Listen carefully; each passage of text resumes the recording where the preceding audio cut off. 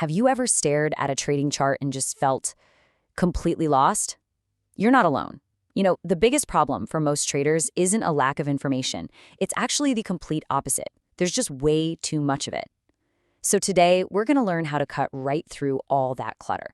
We're talking about a structured approach to really nail your timing. And this, right here, is the absolute core of the problem. It might sound a little crazy, but it's true. Most of those lines, those indicators, all those so-called key levels that everyone draws, they're just noise. All they really do is create hesitation and confusion when what we actually need is clarity. And that's the million-dollar question, isn't it? If most of what's on the chart is basically useless, then the real secret to trading well is having a system, a filter, to weed out all that noise. We need to focus only on the price levels that have a real shot at making the market move.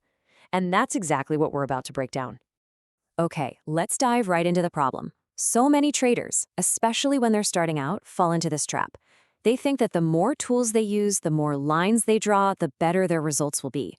But you know what? It usually just leads to total analysis paralysis. I mean, think about it. When your screen looks like a tangled mess of spaghetti with all these competing signals, how can you possibly make a clear-headed decision? You can't. This information overload is why so many people struggle. The real edge isn't found by adding more stuff. It's found by knowing what to ignore. So how do we actually start filtering? Well, the answer lies in this really powerful principle called confluence. This is the big idea that's going to let us separate what's truly important from all that random chatter we see on the chart. First things first, let's define our enemy, market noise. In our world, noise is basically any level on your chart that's all by itself. It's isolated. It might look important for a second, but it has no backup, no reinforcement from anything else. It's just a lone voice in a really, really crowded room. This slide just illustrates it perfectly. On the left, you've got what we call orphan levels. Just think of them as random lines floating in empty space. But on the right, now that's where it gets interesting. We see nested levels. This is where multiple Fibonacci levels, which are just tools that help us spot potential turning points, all converge on the exact same small area. This is our first major clue that we're looking at a real signal, not just random noise. And that brings us to the key idea, confluence. This is what turns a simple line on a chart into a really meaningful zone to watch. It's all about agreement. When you have multiple totally independent reasons all pointing to the same price level, the probability that the market will actually react there goes way, way up. All right, so now let's see how this all builds into a practical system we can actually use. The biggest weakness of most technical analysis, especially with tools like Fibonacci, is that it's all so subjective. To be consistent, we have to get rid of the guesswork. If you and I can look at the exact same chart and draw completely different levels, then the method is broken, right? We need a standardized process, a simple set of rules that makes sure we are always finding the most important swings in the exact same way every single time.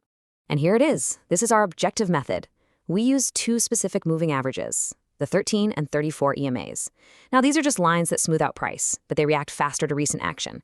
And those numbers, 13 and 34, they're Fibonacci numbers, which keeps all our tools in the same family. It's simple. When the faster 13 EMA crosses above the slower 34, a new uptrend or bullish swing has begun. When it crosses below, a new downtrend has started. We use these exact crossover points as our anchors for drawing our Fibonacci levels. No more guessing. It's a simple, repeatable, rule-based system. Okay, so now we have a totally objective way to plot our levels. Your chart might start to fill up a bit, but this time it's not chaos, it's structured data. So the next step is to filter through all this data and find the real zones of opportunity. And what's cool is that when we use this method, the chart kind of starts to organize itself. We can now clearly see these low-priority orphan zones, the areas with just a single lonely level. We can just ignore those. Our entire focus now shifts over to the clustered zones, where multiple levels are all stacked up together. These are our high-priority targets. And we can even rank them. A cluster of 2 overlapping levels? That's pretty good, moderate confidence. But when we see 3 or 4 or even more levels all pointing to the same tiny price zone, now that is strong confluence. The more overlap we find, the more significant that area becomes. This is literally how we go from a messy, noisy chart to one with crystal clarity. So we've built this really solid structural framework with our Fibonacci confluence, but we can take it one step further. we can add a final layer to our analysis: market liquidity. This is where we start looking for the financial footprints left behind by the big players. We call these footprints UFOs, which stands for unfilled orders. Basically, these are zones on the chart where a huge imbalance between buyers and sellers happened in the past. It left behind a pocket of orders that never got filled. You can think of these areas like little magnets that often pull the price back to them to kind of settle up that old business. And this right here shows you exactly what they look like. The red zones are UFOs. They mark areas of potential resistance where a lot of selling pressure might be waiting. The green UFOs mark potential support where the buyers might step in. They give us a clear visual map of the market's hidden supply and demand. And this is where the magic really happens.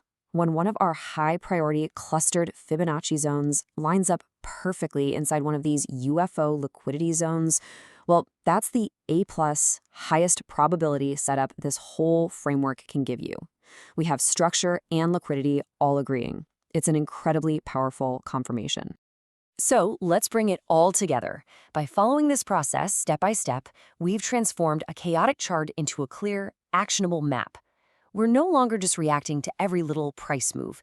Instead, we're patiently waiting for the market to come to us, to our zones of high significance. So what's the bottom line here? It's that simplicity wins. Remember, most levels are just noise. Isolated levels are weak, but those clustered nested levels are strong. The absolute best signal is when you get that confluence between structure and liquidity. This way of thinking doesn't just give you better timing. It forces you to be disciplined, because it only lets you focus on the highest quality areas on the chart. And that really leaves us with one final crucial question you should ask yourself. Take a look at your own charts, at your own process, and be honest. Are you just getting caught up in trading the noise, or are you patiently and methodically trading the structure? Because the answer to that question could change absolutely everything. If our videos help you stay sharp episode after episode, hit pause, like, subscribe, and keep learning. Your support means a lot to us.